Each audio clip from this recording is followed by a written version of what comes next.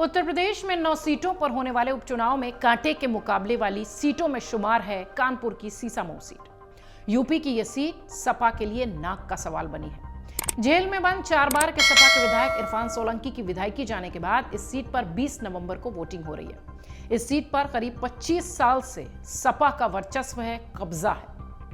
BJP के लिए यह सीट नाक का सवाल इस लिहाज से है कि इसे इस सीट को इस बार अपने पाले में करना है। यही वजह है कि मुख्यमंत्री योगी आदित्यनाथ ने महज 7 दिन में इस विधानसभा क्षेत्र में 2 बार दौरा किया।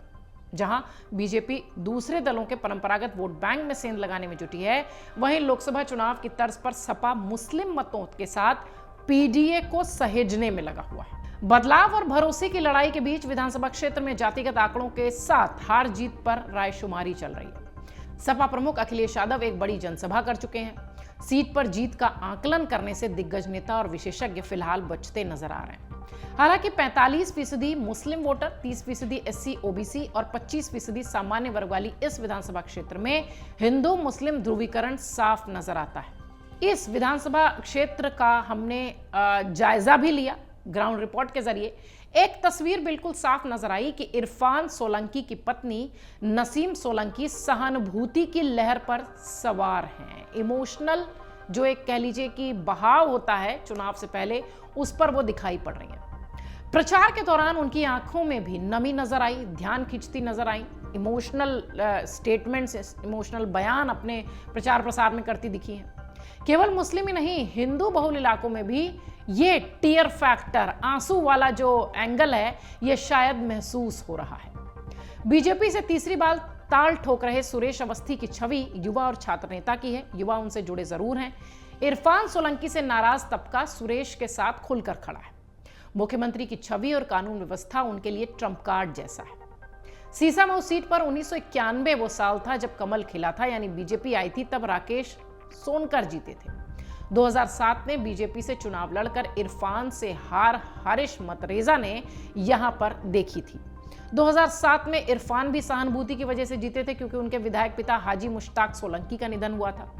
इरफान फिलहाल जेल में है और अब उनकी सहानुभूति का असर, यानी उनके जेल में जाने का, उनकी जो पत्नी है वो जिस तरीके से टीयर फैक्टर के साथ चुनावी मैदान में उतरती हुई दिखाई पड़ी, उसका असर है। ग्राउंड रिपोर्ट के जरिए हमने ये चीज महसूस की। सपा का प्रभाव का अंदाजा आप इस बात से लगाइए कि 2017 के चुनाव में योगी और मोदी की लहर के बावजूद जीत हासिल हुई थी। मुस्लिम बहुल इलाके में स्थित हुमायूं बाग में नब्ज टटोलने की कोशिश को लेकर, मतलब एक तरीके से कह लीजिए कि लोगों की खामोशी तो नजर आई, लेकिन हाँ, अभी भी वोटर्स जो हैं वो बहुत ज्यादा खुलकर नहीं बोले। कुछ स्थानीय लोगों ने यह भी कहा कि पहली बार मुस्लिम इलाकों में बीजेपी प्रत्याशी खुद आए हैं, संपर्क कर रहे हैं, ये एक अच्छी पहल हो सकती है। सीसामऊ विधानसभा क्षेत्र में एससी वोट खासी संख्या में है। एक एक वोट की लड़ाई में अगर बसपा ने सेंध लगा ली तो बीजेपी की भी चुनौती बढ़ सकती है। हालांकि पिछले चुनावों पर अगर नजर डालें तो इस सीट पर बीएसपी का जनाधार लगातार घटा है। बीएसपी ने इस सीट पर जीत के लिए सोशल इंजीनियरिंग के फॉर्मूले के साथ काम किया है। परिसीमन जब हुआ था उससे पहले 2007 के चुनाव में बसपा के अनिल सोनकर वारसी को 18% वोट मिले थे। इसके बाद वोट प्रतिशत लगातार गिरता गया। 2012 के चुनाव में मोहम्मद वसीक को करीब 12% के वोट मिले। 17 में नंदलाल कोरी 7.5% के आसपास रहे। 2022 में ब्राह्मण प्रत्याशी रजनीश तिवारी को टिकट दिया गया, लेकिन उन्हें 2% का वोट नहीं मिला। उत्तर प्रदेश की जिन विधानसभा सीटों पर उपचुनाव हो रहे हैं उनमें करहल, सीसामऊ, कुंदरकी, गाजियाबाद, फूलपुर और मझवा के साथ साथ कटहरी, खैर और मीरापुर की सीटें शामिल हैं।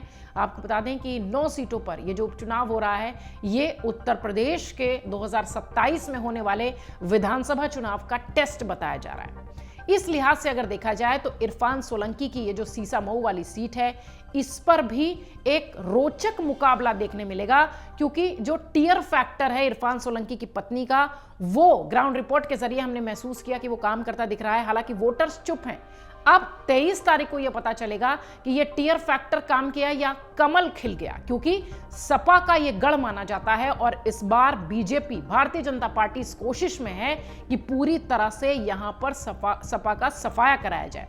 अब वो कितनी सफल होती है या फिर समाजवादी पार्टी ही मजबूती से नजर आती है, यह पता चलेगा 23 नवंबर को परिणाम के दिन।